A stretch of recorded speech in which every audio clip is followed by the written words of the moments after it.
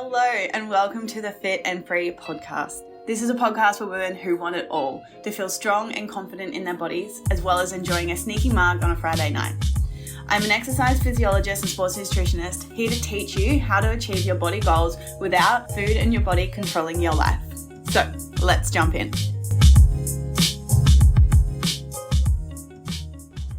Hello you guys and welcome back to another episode of the Fit and Free podcast.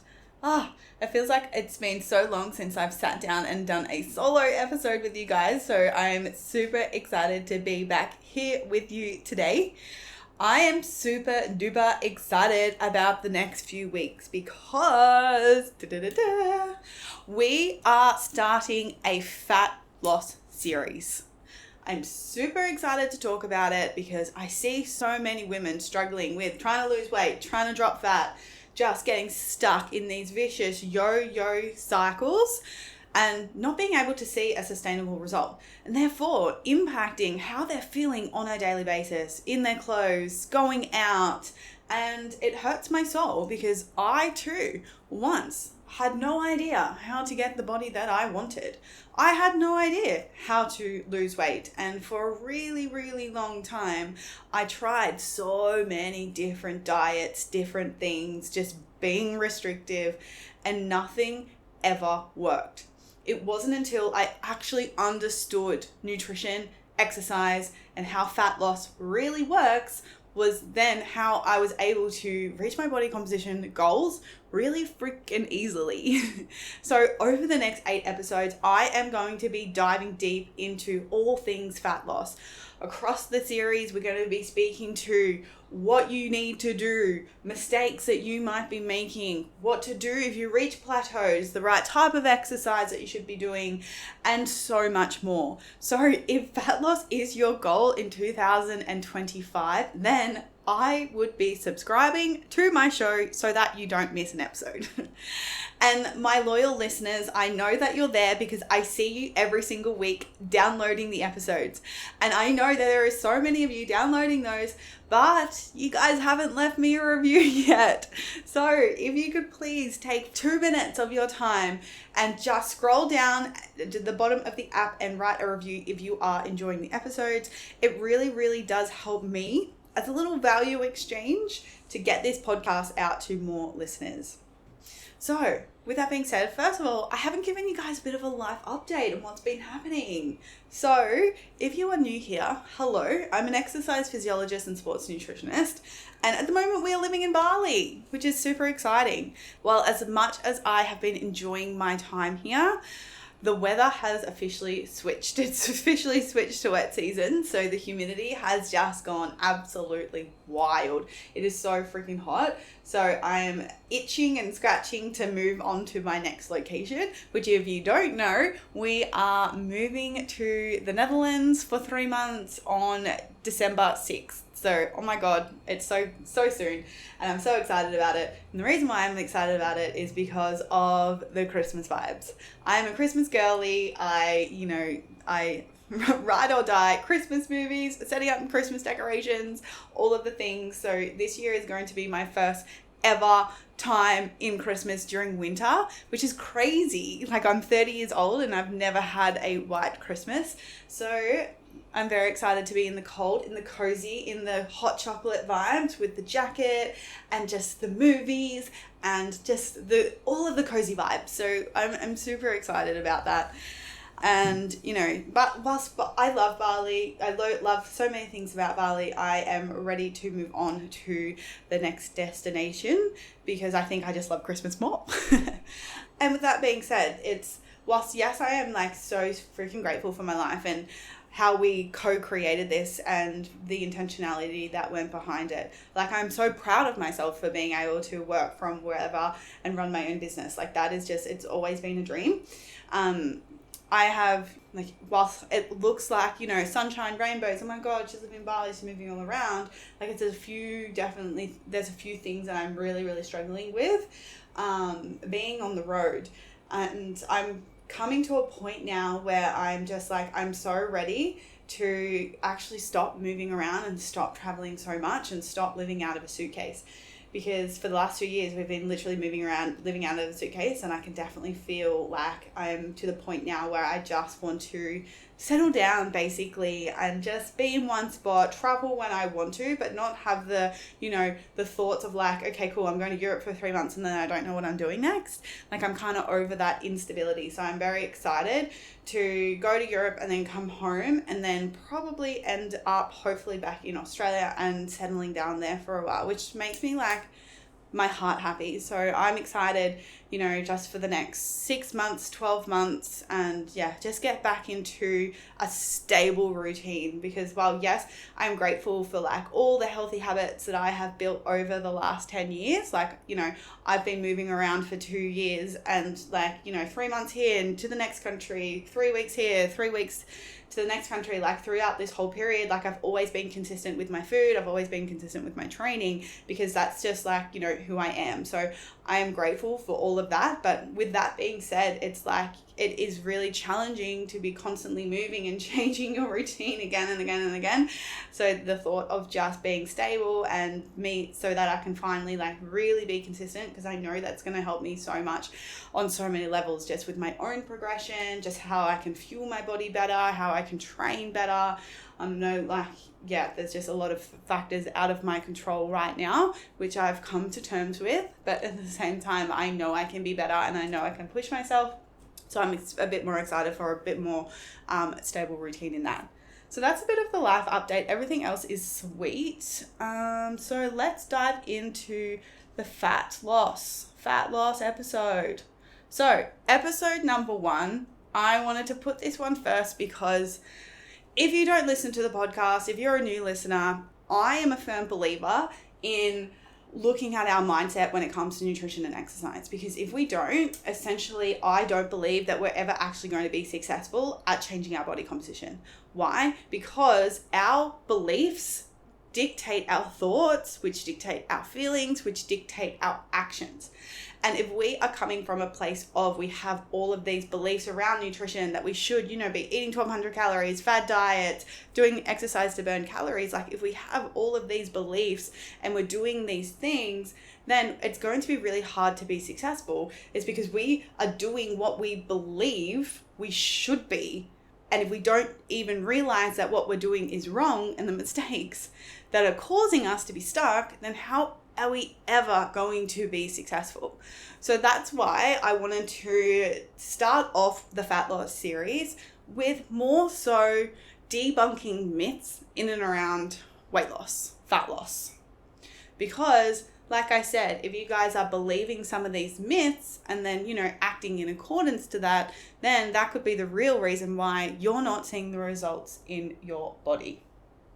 So in this episode, we are going to be really talking about the misconceptions about fat loss, like cutting out carbs, eliminating sugar, following fad diets, relying on burning calorie foods or supplements. We're also going to be talking about calorie counting, lifting weights, and by the end of this episode, you're really going to understand the evidence-based truth about sustainable fat loss. So let's go. Let's pump these out.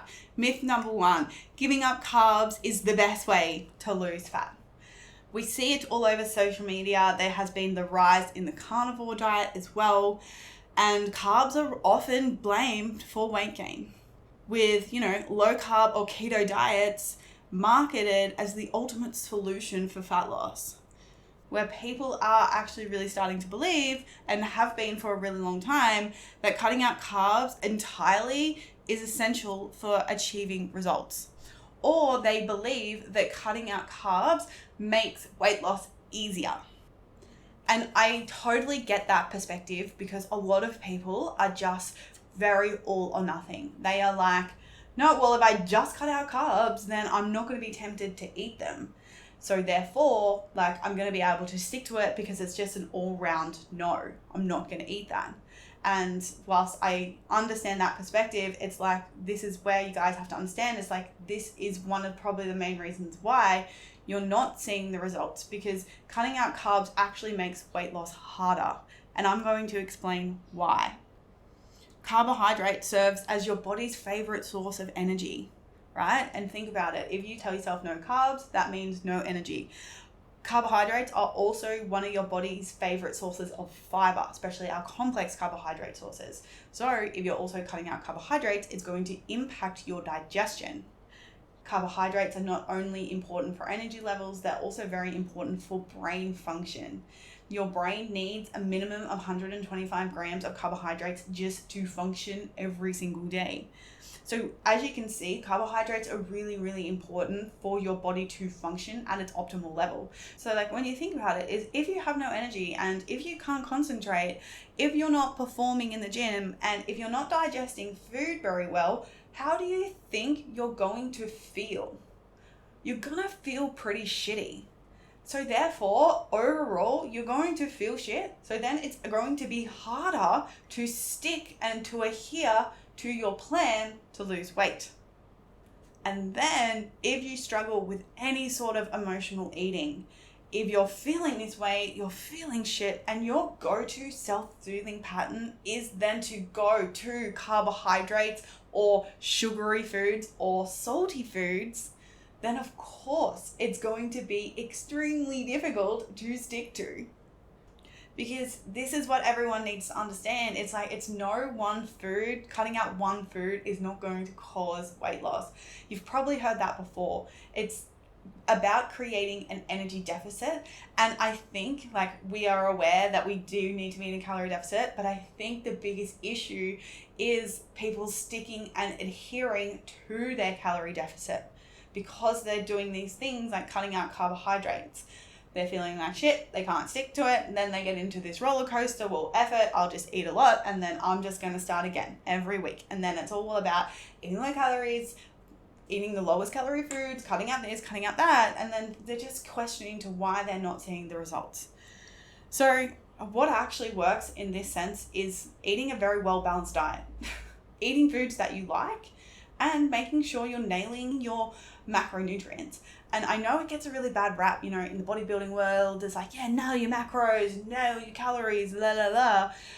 The way that I look at macronutrients is eating for health, eating for what your body needs, right? And each macronutrient plays a different role in the body. They serve a different purpose. The fats, carbs, and proteins are responsible for different things. So the way that I look at it, it's like, well, how can we add these things into our diet so that we're feeling our best, feeling good? Because when we feel good, feel energized, feel happy, when we feel satisfied, weight loss becomes freaking easy. It's because we can stick to it. And it's not this roller coaster of, oh my God, I'm bad. Oh my God, I feel shit. Oh my God, X, Y, and Z. So that's the first myth. Love to talk about it. The second myth is cutting out sugar. Cutting out sugar is so common. See it, I've watched these influencers and like, oh my God, I'm cutting out sugar for a week and I feel so good about it. Like I watched that in their vlogs, and then the next week's vlog is them struggling with overeating sugar. And whilst, yes, I'm not saying that, you know, we should be shoveling our faces with sugar every single day. That's not it either. What I think is that we need to find a balance of allowing ourselves to have sweets, allowing ourselves to nourish our body, and allowing ourselves to give us what we need every single day. Because evidently, like if you're cutting out these things, if you're cutting out sugar, then what's going to happen? You're just going to crave it even more and then probably go crazy on it. Because there is so much research in and around restrictive dieting that completely eliminating sugar often leads to cravings, binge eating, an unhealthy relationship with food, and ultimately then derailing progress long term. And on the other side of it, right, like if you are training in the gym, if you are active, like, you know, you're doing more than 10,000 steps a day, you're training at least 5 times a week, and, you know, you push yourself in your exercise sessions, like you're going to be burning a lot of calories in all of that. And for me personally, like I used to be so afraid of, you know, high sugar foods. I can't eat cereal. I can't eat that. I can't have that. Too many calories, X, Y, and Z. That's bad. I was there. But when you think about it, it's like, well, if you're burning a lot of energy and your goal, you know, there is some performance goals in it. Like you want to get fitter, you want to get stronger, you want to be able to do pull-ups, you want to be able to, you know, lift heavy, get fit and improve your overall health and body composition, then, you know, eating foods that are high in sugar is not necessarily a bad thing. And this is why. It's because high sugary food, all it is simple carbohydrates. Instead of complex carbohydrates, they're simple. And what that means is that it's a simple carbohydrate. It's just a form of carbohydrate, but it just has less fiber. So what that means is the body can then digest it easier. Therefore, what is that? Fast energy, right? So if you are training and you are, like I said, you have a performance goal, eating cereal or something, high, a simple carbohydrate like a crumpet with honey or an English muffin, again with honey, something like that before your training can be the best thing to eat, because you eat it, 30 minutes later you train, then what's going to happen? Your body is going to use that as energy.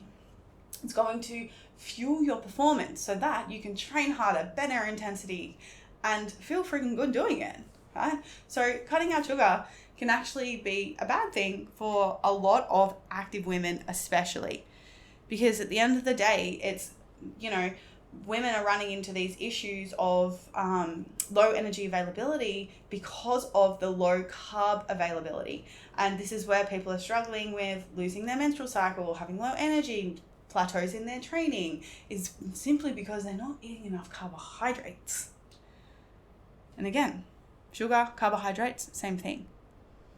So tie that all back in it's that a balanced approach again, you guys. It's all about creating balance. It's allowing yourself to have sugar. It's focusing on nourishing your body correctly, because at the end of the day, it comes down to eating in a calorie deficit, and then most importantly, being able to stick to the calorie deficit, which I think not enough people are really focusing on. Cool. Moving into myth number 3. So these kind of tie hand in hand together. Is, the first in and around giving up carbohydrates, the next one cutting out sugar. Now, what I want to speak to is the myth about the 1200 calories. And it's hard because extreme low calorie diets, the 1200 calories or below, are frequently marketed as the quickest way to lose fat. Because these, extreme elimination plans promise rapid results by heavily restricting calories or food groups. And I get it, and I can see how these, there is so much hype in and around doing these sort of things, like eating the low calories, even, cutting out carbs. It can fall into this bracket as well. Is like why I think that people think that they're so great is because when you drop your calories really low or you cut out carbs, what happens is you do see some fast weight loss on the scale. So then people get the dopamine hit of being like, oh my God, this is working. Oh my God, I'm finally losing weight. This is working for me. So therefore, this is exactly what I need to do. But why you see this rapid weight loss initially is due to losing water, glycogen, and muscle tissue, not fat. Because here's the thing, for every gram of carbohydrate you eat, the body holds on to 3 to 4 grams of water, right? So your body is holding on to a lot of water when you're eating consistent carbs. So when you stop eating those carbs and when you stop eating so many calories, the body naturally holds less water. And so therefore you see that reflected on the scale. So that quick weight loss that you thought that you were losing fat, what you're actually doing is losing water just from changing what you were eating. And on the other side of that is this is why so many people are seeing weight spikes after they eat more carbohydrates or eat more food, because the body's holding on to more water, and then they see that reflected on the scale. And this is why it is so important to not be utilizing the scale as your main measure of progress or even a measure at all, because the scale doesn't tell you the composition of your body, how much muscle you have, how much fat you have. And it's why you need to be, which I'm going to be diving deep into another episode, so I'm not going to go too deep there, but it's really, really important that you're measuring your progress in the right way, and the scale not being one of them. Because consistently eating low calories, 1200 calories or below, and if you actually stick to it, it is going to impact your metabolism. It's going to impact your ability to recover from your exercise, and it's also going to lead to nutritional deficiencies. And I am such an advocate into this space is because I lost my period for 5 years. I did not have my period because I was underfueling for the amount of exercise that I was doing.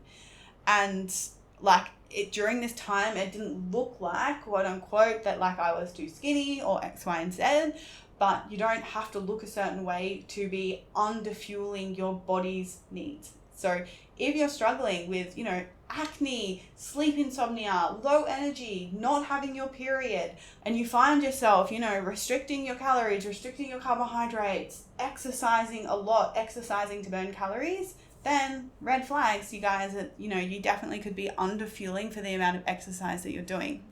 So, and like, again, if you're here and you're eating these 1200 calorie diets, right, it's also then going to make you feel like shit. Back to that same conversation is if you're feeling like shit, it's going to be really hard to adhere to the calorie deficit overall, especially if like, you like at the start of a diet, it's always like, yeah, I'm so motivated, I'm so excited, like, yeah, this is great. But like, 3 weeks in, there's a moment where motivation drops off and where you actually have to be like, oh shit, like I actually need to do what it takes now to actually be successful with my goals, which requires you to lean in when it's difficult, when it's hard, because at the end of the day, it's not easy. So like, well, yes, it might be cool like Monday to Friday when you're feeling good and feeling disciplined, but as soon as the emotions turn on, maybe it's a week before your period, maybe you're a little bit stressed from work, maybe you got an email from someone you didn't like at work, and all of a sudden you're feeling a little bit emotional, then it's going to be so much harder to stick to the 1200 calories. So of course you're not going to be successful with that anyway. Because at the end of the day, you do not need to drop your calories so low to see results in your body. And, at the end of the day, you just need to create a calorie deficit 10 to 20% below your maintenance. That's it, and stick to it. And then, of course, pairing that with a really balanced approach into what you're eating and fueling with the right macronutrients, which again, we are going to speak to in another episode. Now, the next myth that I want to debunk are all about fat burning foods and supplements. So I see it again, you scroll on TikTok or Instagram or whatever, and, people are talking about fat burning foods still to this day, like grapefruit, green tea, spicy peppers, or on the flip side, relying on supplements like fat burners, OxyShred, caffeine pills, as essentially as a shortcut to weight loss. And it says it in the research, while certain foods and supplements may have a mild thermic effect on the impact on total daily energy expenditure is very minimal. So what that means is the effect that these foods have on burning calories, essentially on fat burning, is very minimal. For instance, studies have shown that the calorie burning effect of green tea and spicy food only contribute to such a small number of additional calories burned per day that it's not even worth looking at it, like nowhere near enough to drive significant fat loss. And it hurts my soul is because at the end of the day, it's like people are trying to utilize this thing as an external fix when what a lot of people actually need to be doing is learning how to trust themselves to follow through, handle the emotions of day-to-day life, and then of course eating the foods that they love and enjoy every single day. Now the next myth that I wanted to talk to is all about the myth around that you have to count calories to lose fat. And I see so many online coaches being like, yeah, count your macros, count your calories is the best way to lose weight, blah, blah, blah. But if that was true, then everyone in this world who have lost weight, then they would be tracking calories. And we all know that that is simply not the case. Because while yes, I can see some value in tracking calories, absolutely. It is a good tool to learn about nutrition, understand food, what is carbs, what are fats, what are proteins. Absolutely. I think there is a lot of things that we can take away from tracking. The other side of it as well is it's a good tool to keep us accountable. Absolutely. Because, if we are, if we know what we are eating and we're keeping log of that, then we are accountable to reaching our caloric needs. Because at the end of the day, yes, if you want to lose fat, you got to be in a calorie deficit. So there is an element of needing to do that. But for a lot of people, especially my perfectionist ladies, it can get really overwhelming really quickly. And especially when we want things to be exactly right and have the exact numbers, it can put a lot of emotional stress onto us, which then makes it harder to even navigate. And then if we are, if we have those high standards and we don't meet our own expectation, we can fall into what's the effort, what's the point, I can't be bothered, X, Y, and Z, this is too hard, I'm just going to give up. Because at the end of the day, there's other methods of staying accountable to the food that you need to eat. You don't have to do it in MyFitnessPal. Absolutely not. And at the end of the day, you absolutely do not have to track calories. Like probably 80%, 90% probably of my clients are not tracking calories, and they are seeing amazing results. And why? Is because I take the time to educate my clients on why they're doing what they're doing and more about nutrition, so they actually understand like how to actually fuel their bodies correctly, how to actually put the right nutrients and what they need every single meal throughout the day, so that not only are they seeing results, but they're seeing results in a sustainable way because they're actually being educated on how to do it. Because at the end of the day, like if you're just trying to manipulate all your food to, fit these calories perfectly, what happens when you're eating out? What happens when you're on holiday? What happens when you're, you don't have control of the food? It can create a lot of stress. It can create a lot of anxiety, and then it can create a very in and out approach because you're like, well, fuck it, I can't track the calories, so what's the point? So this is why it's important to be able to actually learn how to eat without tracking and learn how to eat what in a deficit or even at maintenance, so that you can get a sustainable result. Then the last one I want to touch on today is the conversation I'm hearing it all the time is I can't lift weights. It's going to make me bulky, and cardio is the best because it burns the most calories. Whilst I'll get that, I used to believe that. I was once upon a time afraid of lifting weights because, you look at CrossFitters or bodybuilders and you're like, oh, I don't want to look like that. I do not want to look that muscly. I don't want to look bulky. I don't want to look like that. So I so get that because I used to think the same thing. But when you think about it, it's like, okay, cool. So if you want less body fat, then what is going to make up the rest of your body composition? Well, if it's not fat, then it kind of has to be lean muscle. That you do have to have some muscle on your body. And people make the mistake of thinking that increasing your muscle mass equals looking bulky. However, increasing your muscle mass means that you're going to look leaner because the composition of your body is going to be more muscle in comparison to fat. So therefore, you're going to look lean, you're going to look toned, and you're going to not only look lean and toned, but you're going to feel strong, you're going to feel energized, you're going to feel empowered because you're looking after your body, you're fueling it and treating it with a lot of respect. So that is why we need to move through this belief of that weights are going to make us bulky, because essentially it's actually the opposite, because lifting weights is going to allow us to have more lean muscle. It's going to allow our body composition to improve because overall we're going to have more lean muscle in comparison to body fat. So then we're going to look better, we're going to look leaner and look more toned. Then the conversation in and around, I have to prioritize cardio because at the end of the day, I have to burn calories.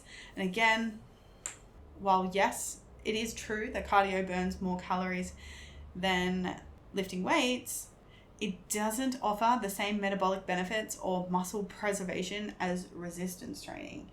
So, and this is where a lot of people get it wrong. They think they need to burn more calories in order to lose more weight, but what they actually need to do is take care of the calorie deficit with their nutrition, set up their exercise so that they're maintaining and gaining lean muscle, so they're actually losing fat and not weight in the form of muscle and fat. And then adding in cardio more so from a cardiovascular point of view, adding in some cardio once you have a really healthy relationship with exercise, I will say that, and adding in, one, maximum 2 cardio sessions per week. And when I say a cardio session, I'm not talking about these crazy HIIT sessions where you do 50 burpees that is like really hard to recover from. I'm talking about, doing some intentional, maybe it's a cardio machine, maybe it's outdoor running or cycling or whatever sort of cardio, like actual proper cardio, swimming, all of the good stuff, to work on and doing it from a cardiovascular health point of view, not to burn calories. Because if you have your nutrition and daily movement set up right, then you're going to be sweet. You're going to see the results. Whereas the exercise component is important for body composition and then also health benefits as well. I am going to do a full episode in and around that where I'm going to dive deeper, but the point of this is just debunking the myth of cardio is better because it burns calories.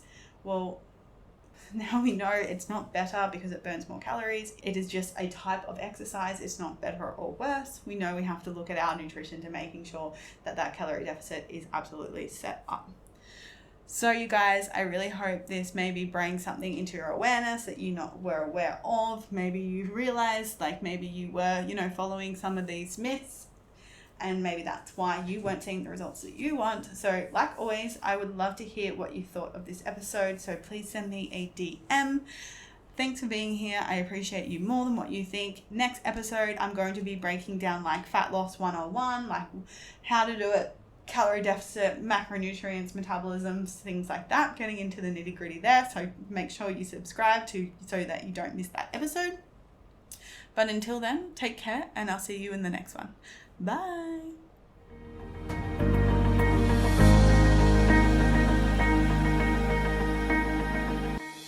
The number one challenge that all my clients face before we start working together is a lack of clarity on how much and what to eat to lose weight.